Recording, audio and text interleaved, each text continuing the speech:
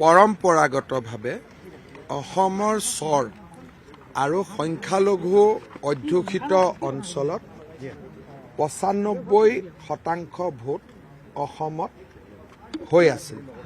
বিশেষকৈ অসম আন্দোলনৰ পিছত যিসকল সংখ্যালঘু লোক তেওঁলোকে নাগৰিকত্ব যাব বুলিয়ে হওক বা আন কিবা কাৰণতে হওক তেওঁলোকে সদায় ভোট দিছিল আৰু 95% হৈছিল। কিন্তু থলুৱা অসমীয়া বা খিলঞ্জীয়া অসমীয়া থকা গাঁওসমূহত আমাৰ ভোট পাৰ্চেণ্টেজ 65-70 ভিতৰতে থাকি গৈছিল আৰু সেইকাৰণে পুলিং পাৰ্চেণ্টেজটো অভাৰঅল 95 আৰু 70ৰ মাজত আপুনি এভাৰেজ ওলালে 80-82% থাকি গৈছিলে। এইবাৰ অসমীয়া গাঁও আৰু আমাৰ বিশেষকৈ হিন্দু সমাজতো সংখ্যালঘুসকলৰ সমানে ভোট পৰিছে।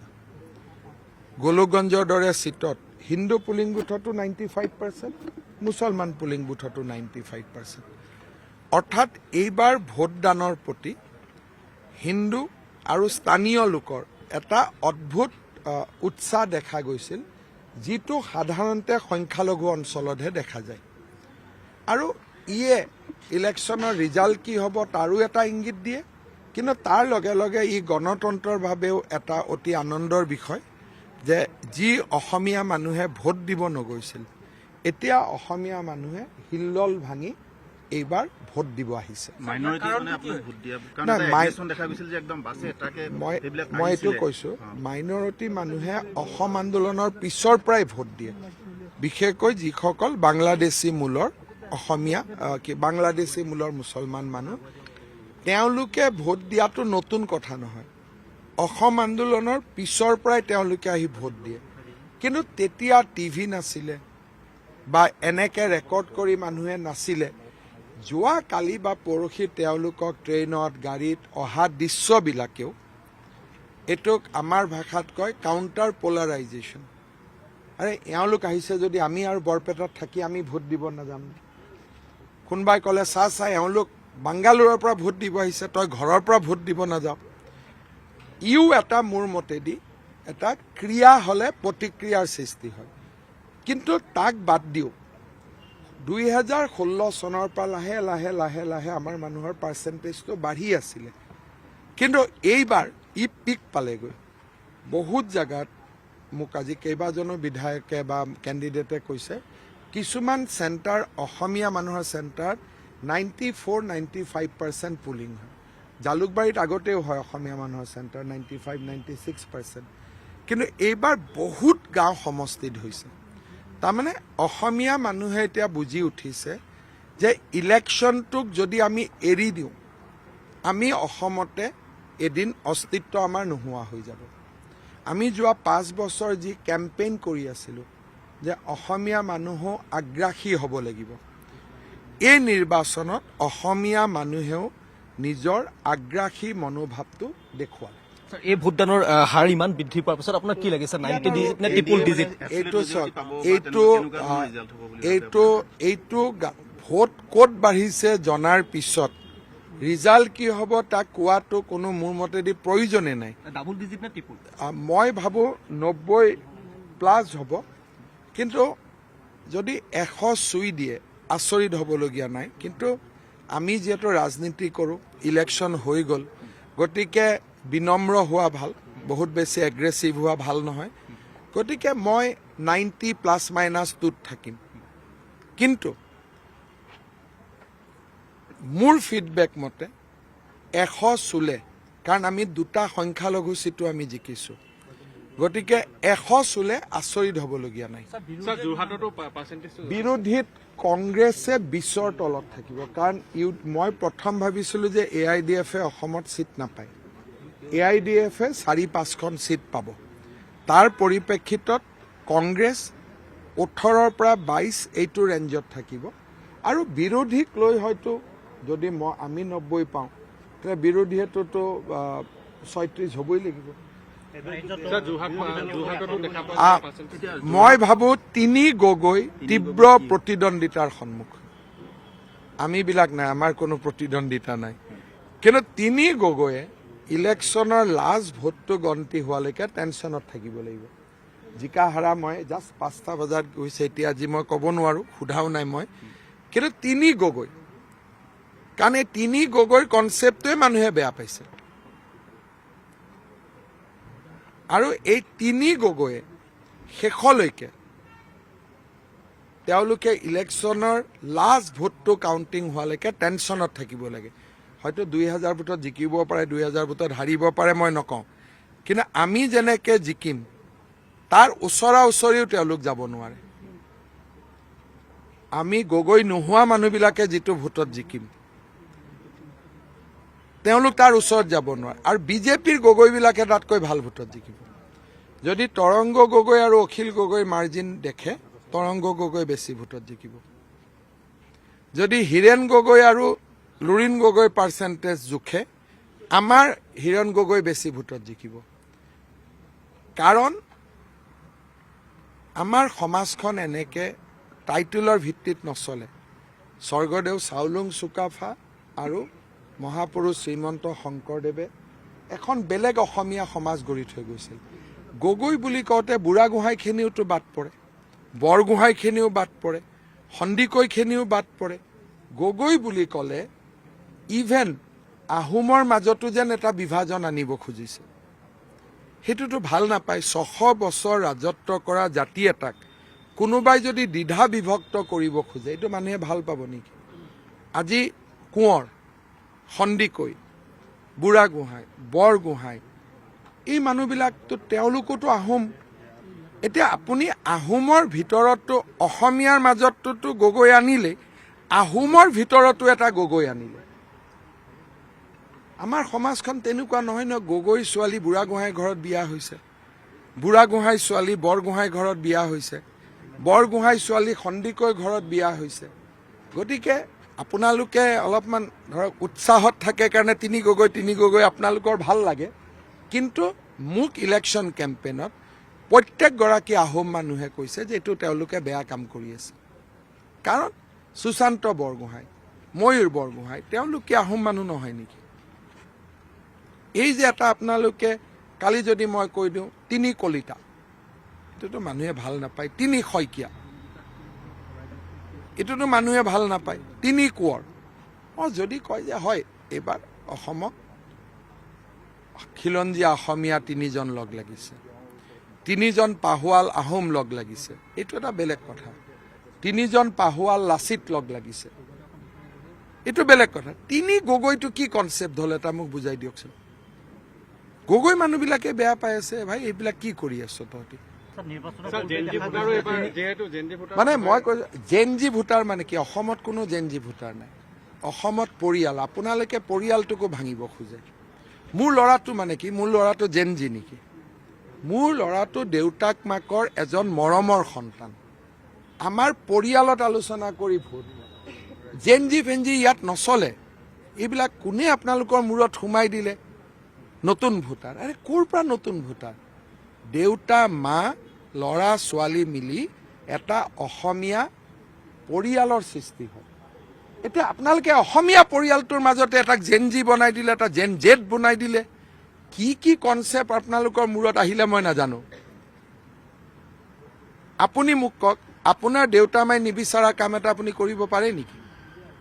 বিয়া বাৰু কৰোৱাৰ পিছতো যদি বয়সস্থ দেউতা মোৰ 80 বছৰীয়া, ল'ৰাজন ইতিমধ্যে চাইণ্টিষ্ট, তাকো যদি দেউতাকে কয় বাবা ভোটটো কিন্তু এফালেহে দিবি দেই, ল'ৰাজনে বাপেকৰ কথা ইয়াত মানি লয়। সেইকাৰণে অসমীয়া সমাজখনক আপোনালোকে কিবা জেন জি বনালে, জেন জেড বনালে, জেন ৱাই বনালে, এইবিলাকতো মই জীৱনত কেতিয়াও নুশুনা কথা। মোৰ ল'ৰা দুটাই ৰাতিপুৱা সুধিছে যে পাপা কাক ভোট দিব লাগিব? তেনেকে চব ঘৰৰ ল'ৰা ছোৱালীয়ে দেউতাক মাকক সুধিছে, বা দেউতাক মাকে ল'ৰাজনক সুধিছে যে বাবা মই কাক ভোট দিম। এইটো নহয় যে অকল দেউতাক মাকক সোধে, দেউতাক মাকে হয় ল'ৰা ছোৱালীক সুধিছে, নহ'লে ল'ৰা ছোৱালীয়ে দেউতাক মাকক সুধিছে। এখন ঘৰতে 2টা ভোট নহয়, কলেজৰ ইলেকশ্যনতহে এইটো হয়। যেতিয়া আপোনালোক ঘৰৰ পৰা ওলাই আহিছে, একেখন গাড়ীতে গিৰিয়েক ঘৈণীয়েক ল'ৰা ছোৱালী, এটা ল'ৰা ছোৱালীগৰাকী জেনজি হৈ গ'ল। এইবিলাক ৰাজনীতি নাজানা মানুহে এইবিলাক কথা কয়। ৰাজনীতি জানা মানুহে অসমৰ পৰিয়ালটোক এজন বুলি ধৰি লয় যে এইটো এটা অসমীয়া আদৰ্শ পৰিয়াল।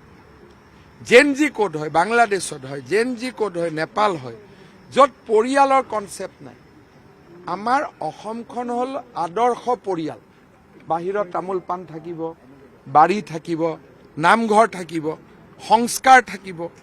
আমাৰ ইয়াতে জেন জি টেনজি নচলে। কোনোবাই জেন জি কৰিলেও বাপেক মাকে তাক ধৰি লৈ যাব পিছদিনাখন, এই তোক মই হোষ্টেলত এইবিলাক কৰিব পঠাইছো নেকি, আৰু সিও গুচি যাব। গতিকে এইবিলাক নিউ ভোটাৰ, জেন জি ভোটাৰ, এইবিলাকৰ ছিষ্টেম নাই। পৰিয়াল, আপোনাৰ পৰিয়ালটোৱে কাক ভোট দিলে। আৰু আমাৰ অসমীয়া পৰিয়াল এনেকুৱা নহয়, দেউতা মা ল'ৰা ছোৱালী ৰাতি ভাত খোৱাৰ সময়ত একেলগে ডিচিশ্যন লৈছে যে কাক ভোট দিম। এইবিলাক ক'ৰ পৰা এইবিলাক কনচেপ্ট লৈ আহিলে আপোনালোকে, মানে মইতো বুজিয়ে নাপাওঁ।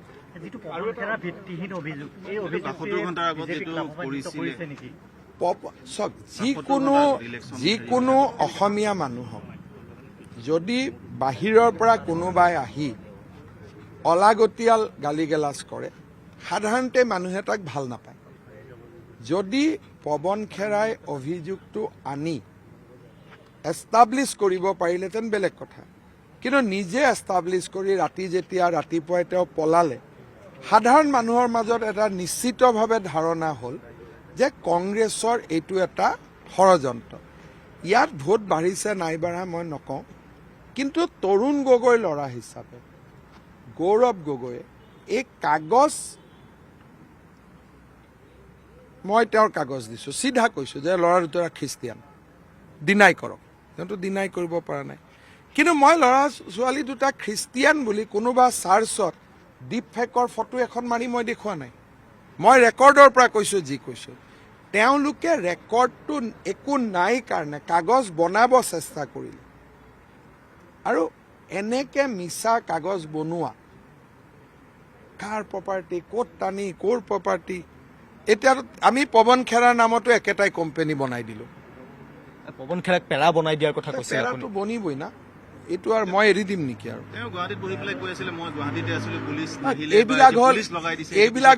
এইবিলাক হ'ল কাপুৰুষ।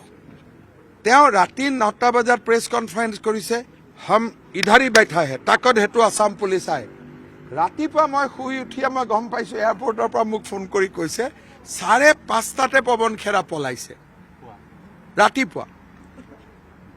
চ' কংগ্ৰেছ হ'ল এটা কাপুৰুষৰ দল, আৰু কাপুৰুষতা তেওঁলোকৰ হ'ল এটা ক'ব গ'লে নিদৰ্শন যে কাপুৰুষ। হিমন্ত বিশ্ব শৰ্মাৰ লগত যুঁজ, কামেদি যুঁজ না, কষ্ট কৰি যুঁজ না, যে হিমন্তই ডেইলি 5খন মিটিং কৰে, মই 6খন কৰিম।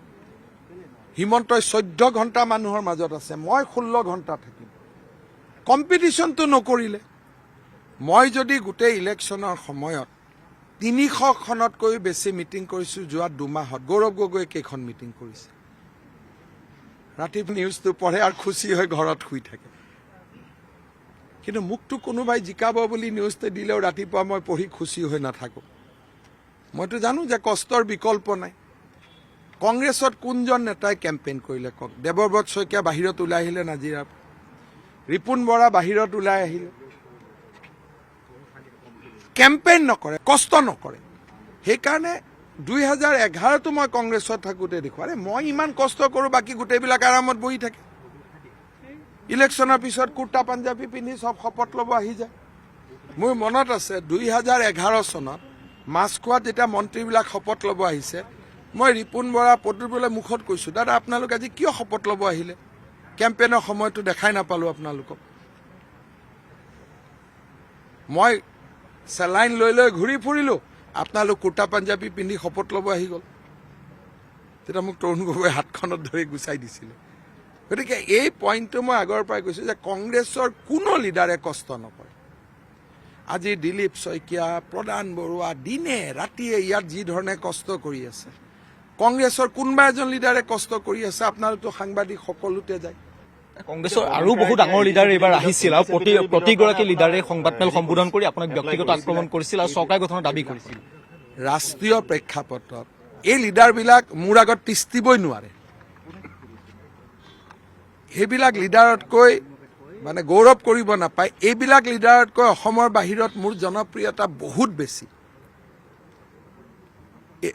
আপোনালোকে ক'ৰবাত গৈ পেলাই দিল্লী, কলিকতা, মাদ্ৰাজ, বেংগলোৰ টেক্সিৱালা এটা সুধিব হিমন্ত বিশ্ব শৰ্মাক জানো বুলি ক'ব। অসমত অটো এজনক সুধিব কোনোবাই খাৰ্গেক চিনি পায় নেকি? গতিকে এইবিলাক নেতাৰ আগতে যেতিয়া আমি অসমখনত বাহিৰত নগৈছিলোঁ তেতিয়া এনেকুৱা নামবিলাক শুনিলে ভাল লাগে। এতিয়াতো সেইবিলাকতকৈ ৰাষ্ট্ৰীয় পৰ্যায়ত ময়ে ডাঙৰ নেতা যদি গৌৰৱ কৰিব খোজোঁ। কিন্তু ইহঁতৰ কি ভেলু আছে এইবিলাক মানুহৰ? কাম নকৰিলে, কষ্ট নকৰিলে এইবিলাকৰতো কোনো ভেলু নাই না। কষ্ট কৰিব লাগিব। খাৰ্গে ইয়াত আহি কেইখন মিটিং কৰিলে? এই যে পৱন খেৰাটোৱে আহি ওলালে, কেইখন মিটিং কৰিলে? ৰাইজক ক'ত গ'ল ইহঁতি? এইবিলাক আপুনি এই কংগ্ৰেছৰ পৰা অহা গোটেই কেণ্ডিডেট কেইজন জুবিন গাৰ্গৰ সমাধিৰ বাদে এওঁলোক ক'ত গ'ল মোক কওকচোন। আজিতো মই আপোনালোকক কওঁ, আটাইতকৈ ডাঙৰ অভিশাপ যদি কংগ্ৰেছৰ লাগিব, জুবিনৰ পৰা লাগিব। আজি ইলেকশ্যনৰ পুলিং বুথতো জুবিনৰ ফটোখন লগাই ৰাখিছে। আজি মেক্সিমাম কংগ্ৰেছৰ পুলিং বুথত জুবিনৰ ফটোখন লগাই ৰাখিছে। মানে ইমান যিটো তললৈকে গ'ল, মই ভাবোঁ যে মোৰ যদি আমি ভাবাৰ দৰে বিজয় হয়, জুবিনৰ আত্মাৰ অভিশাপো তাত জড়িত হৈ থাকিব। মোৰ যিটো ফিলিংছ।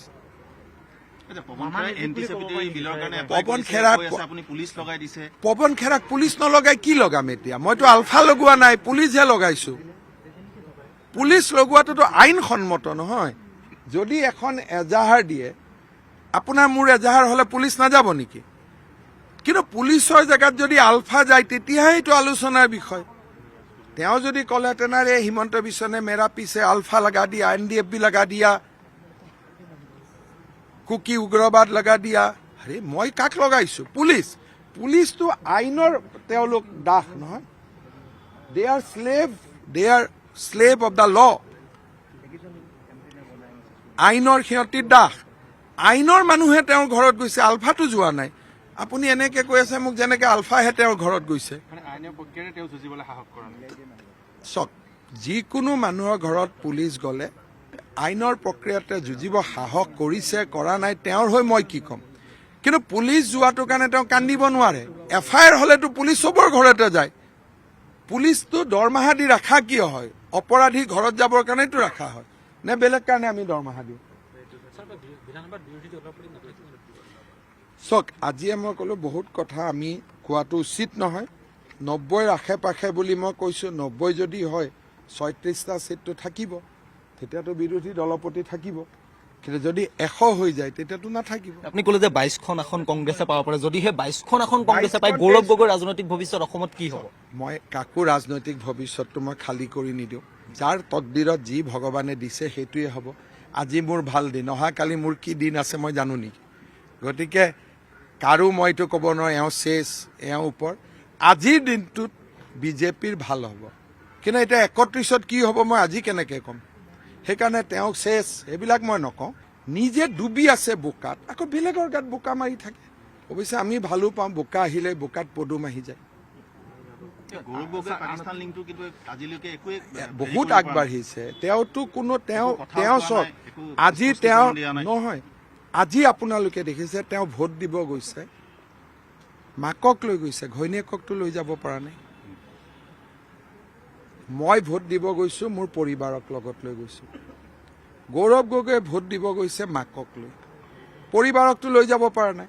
তাৰমানে মোৰ এলিগেশ্যনটো প্ৰুফ যে গৌৰৱ গগৈ আজিলৈকে নিজৰ পৰিয়ালক ভাৰতীয় কৰিব নোৱাৰিলে। সেই মানুহজনে আমাক কেনেকৈ সেৱা কৰিব? আজিওতো নিজেই প্ৰমাণ দিয়ে না। বয়োজ্যেষ্ঠ সন্মানীয় মাতৃগৰাকীক লগত লৈ গৈছে, লগত পৰিবাৰকো লৈ গ'লে কিমান ধুনীয়া লাগিলহেঁতেন। আজিতো লৈ যাব নোৱাৰিলে। গোটেই কেম্পেইনটোত ল'ৰা ছোৱালী দুগৰাকী বা পৰিবাৰক কোনেওতো দেখা নাপালে। যিজন মানুহৰ ল'ৰা ছোৱালী পৰিবাৰ অসমীয়া নহয়, আমি অসমীয়াবিলাকক আমাক কেনেকৈ সমালোচনা কৰিব? তেওঁতো গৌৰৱী অসমীয়া নহয়, আমিতো গৌৰৱী অসমীয়া। তেওঁৰ দেউতাক গৌৰৱী অসমীয়া হ'ব পাৰে, তেওঁতো গৌৰৱী অসমীয়া নহয়। যিজন ল'ৰা ছোৱালী অসমীয়া নহয়, তেওঁতো গৌৰৱী অসমীয়া নহয়। আমি গৌৰৱী অসমীয়া। তেওঁৰ বাপেক গৌৰৱী অসমীয়া, তেওঁতো নহয়। মইতো ভাবিবই নোৱাৰোঁ যে কোনোবা ৰাজনীতি কৰা মানুহৰ ল'ৰা ছোৱালী, বিশেষকৈ ইমান ডাঙৰ এটা পৰম্পৰা, আহোম পৰম্পৰা, ল'ৰা ছোৱালী খ্ৰীষ্টিয়ান হ'ব, পৰিবাৰ খ্ৰীষ্টিয়ান হ'ব, ভাৰতীয় নহ'ব, অসমীয়া নহ'ব, এইবিলাকতো আমি কল্পনাই কৰিব নোৱাৰোঁ। আৰু ফ্ৰাষ্ট্ৰেশ্যনত গৈ এতিয়া পৱন খেৰাক বন্ধু পাতি লৈছে, কাগজ বনাইছে, ডুপ্লিকেট কৰিছে। আজিৰ পৰা কংগ্ৰেছৰ লিডাৰ আহিলে জুবিনৰ সমাধিত যাব নে নাযাব? এই পৱন খেৰাই ৰৈ কেতেকী পাৰ্টি নহয় জানো? সেই মানুহজনক গৌৰৱ গগৈয়ে লগত লৈ আহিব লাগে নেকি, তাকো মোক দম দিবৰ কাৰণে? আৰু ইহঁতে বুজিও নাপায় যে হিমন্ত বিশ্ব শৰ্মাক দম দিব নোৱাৰে। 2009ত এই কাণ্ড আৰম্ভ হৈছিল, মোক গালি গালাজ কৰা। 9ত মই 11ৰ পৰা 9, 16, 18 মই যেতিয়াই গালি পাৰে মোৰ ৰেংকটো ওপৰত গুচি যায়। কাৰণ অসমৰ মানুহে মোক অবাবতে গালি পাৰাটো ভালেই নাপায়।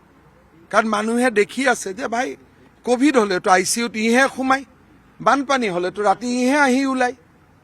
গতিকে যিমানেই মোক ব্যক্তিগত আক্ৰমণ কৰে মোৰ দুটা ভোট বাঢ়ে। এইবাৰো আপোনালোকে দেখিব জালুকবাৰী সমষ্টিত মই বহুত অভিলেখ ভোটত জিকিম। আন এটা প্ৰশ্ন, এইবাৰ প্ৰতিটো এইটো গ'ল আৰু। বিজয় গুপ্তা আপোনালোকে চাওক, বিজয় গুপ্তাক ক'লে অসমীয়া নহয়। কুংকি চৌধুৰী মা কোনচা অসমীয়া আছিলে? ক'ৰ পৰা এটা লৈ আহিলে? গোটেই মোৰ সমষ্টিত এই পৰিয়ালটোৱে মাটি দখল কৰি থৈ দিছে।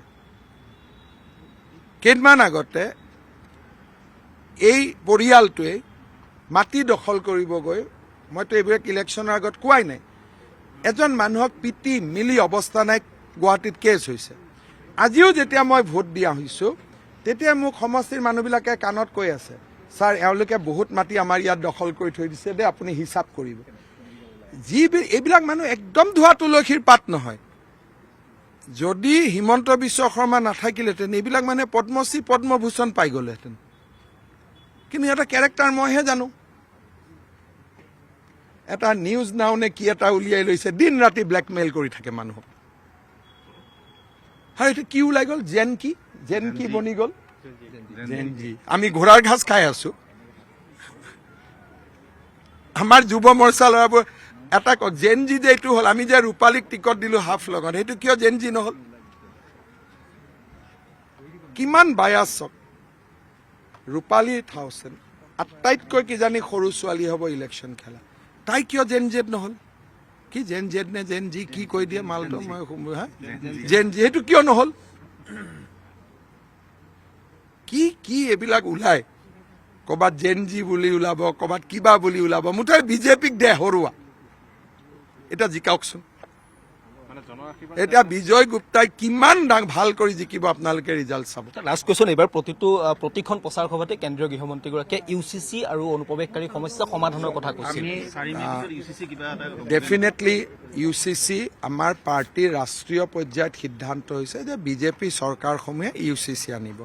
কিন্তু অসমত UCC অনাৰ আগতে আমাৰ জনগোষ্ঠীয় পৰম্পৰা আৰু জনজাতি লোকৰ পৰম্পৰা, এই দুটাক আমি বাদ দি আনিব লাগে। সেইকাৰণে আমি আলাপ আলোচনা কৰি আমাৰ জনগোষ্ঠীয় আৰু জনজাতি এই দুইটা লোকক বিশ্বাসত লৈহে আমি UCC আনিম। আমাৰ কোনো জলবাজি নাই।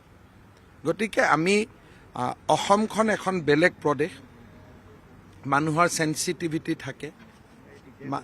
UCC আনিলোঁ, কালি যদি কিবা এটা আমাৰ মানি লওক বড়ো মানুহখিনিয়ে কিবা কথাত বেয়া পালে, সেইটোতো ভাল নহ'ব। সেইকাৰণে আইনখন বনাব লাগিব, সকলোকে আইনখন দেখুৱাব লাগিব, 3 মাহ সকলোৱে চাব, চবে অ'কে বুলি ক'ব, তাৰ পিছত হ'ব। গতিকে আমি বহুত আনিব লাগিব UCC, চব ষ্টেটত যিহেতু আহিব। কিন্তু এইটো এনেকুৱা নহয় যে কালি গভৰ্ণমেণ্টখন হ'ল পৰহি আনিব লাগে। আমাৰ মেনিফেষ্টোটোৱে আছে যে জনগোষ্ঠী আৰু জনজাতি লোকক বিশ্বাসত লৈ UCC অনা হ'ব আপোনালোক আমাৰ মেনিফেষ্টোখন পঢ়িলে দেখা পাব 5 লাখ কোটি টকা অসমত আমি ইনভেষ্ট কৰাৰ কথা কৈছোঁ 2 লাখ ল'ৰা ছোৱালীক চাকৰি দিয়াৰ কথা কৈছোঁ আৰু প্ৰত্যেকটো কমিটমেণ্ট আমি বাস্তৱত ৰূপায়ণ কৰোঁ শেষত কৈছোঁ ছাৰ যিটো জন আশীৰ্বাদ যাত্ৰা আপুনি কৰিছিলে এইটোৱে আশীৰ্বাদ দিলে বুলি ক'ব পাৰি চাওক জন আশীৰ্বাদ যাত্ৰাই আমাৰ কনফিডেন্সটো বঢ়াই দিলে আমি তাৰ আগত জানিছিলোঁ বিশেষকৈ ছেপ্টেম্বৰ মাহ অক্টোবৰ মাহত এটা অসমত পৰিৱেশ সৃষ্টি হৈছিল সকলো মানুহৰ মনত এটা চিন্তাধাৰা আছিল যে ই ৰাজনৈতিকভাৱে আমাক প্ৰভাৱিত কৰিব নেকি সেইকাৰণে ই প্ৰভাৱিত কৰিব নকৰিব তাক চোৱা মানুহৰ মাজত যোৱা অক্টোবৰৰ পৰাই মই ৰাস্তাত আছিলোঁ লাহে লাহে মই দেখা পাইছিলোঁ যে ইয়াৰ বিশেষ একো ইম্পেক্ট নাই মানুহে বিজেপি কোনো কথাত বেয়া পোৱা নাই লাহে লাহে তাৰপিছত আপোনালোকে দেখুৱালে জুবিনৰ ন্যায় বিচৰা ল'ৰা সেইটো মই দেখিলোঁ প্ৰথম মাইক্ৰ' চাব লাগিব ল'ৰাটোৱে কয় ন্যায় লাগে কিন্তু লগত এনেকৈ মোবাইল এটা ধৰি ৰাখে লাহে লাহে মই বুজি পালোঁ যে এইবিলাক ৰীল বনোৱা ল'ৰা সিহঁতক লাইক লাগে দৌৰি দৌৰি যায় কিন্তু এইটো এৰি নিদিয়ে মোবাইলটো এৰি নিদিয়ে তাৰমানে তেওঁ কি ক'ব মই কি উত্তৰ দিম এই দুটা ৰীল বনাব লাগিব তে লাহে লাহে মই বুজিলোঁ যে এইটোৰো ইম্পেক্ট নাই তাৰপিছত জন আশীৰ্বাদ যাত্ৰাত আমি বুজি পালোঁ যে নহয় মানুহৰ অদ্ভুত সমৰ্থন আৰু আশীৰ্বাদ বিজেপিৰ লগত আছে আমি ইলেকশ্যনটো বহুত কনফিডেণ্টলি খেলিলোঁ প্ৰথমৰ পৰাই কাৰণ জন আশীৰ্বাদ যাত্ৰাই এটা ইণ্ডিকেশ্যন দি দিছিলে যে বিজেপিৰ জয়লাভ নিশ্চিত অসমৰ বাবে মোৰ মতেদি অসম আন্দোলন আৰু আলফাৰ অভ্যুত্থান বা NDAB এই গোটেই পিছত এটা ফেজত ইলেকশ্যন হোৱাটোৱে প্ৰমাণ কৰে যে অসমৰ শান্তি শৃংখলা এতিয়া দেশৰ আন ৰাজ্যৰ তুলনাত একে আৰু অসমত ইনভেষ্টমেণ্ট অহাৰ ক্ষেত্ৰত ই এটা ডাঙৰ ট্ৰিগাৰ হিচাপে কাম কৰিব যে পশ্চিমবংগতো ইলেকশ্যন এটা দিনত পাতিব পৰা নাই যে অসমত এটা দিনত পাতিছে তামিলনাডু কেৰালাত পাতিছে তাৰমানে তামিলনাডু কেৰালাৰ দৰেই অসমখনো এখন শান্ত সমাহিত প্ৰদেশ ইনভেষ্টমেণ্ট অহাত সুবিধা হ'ব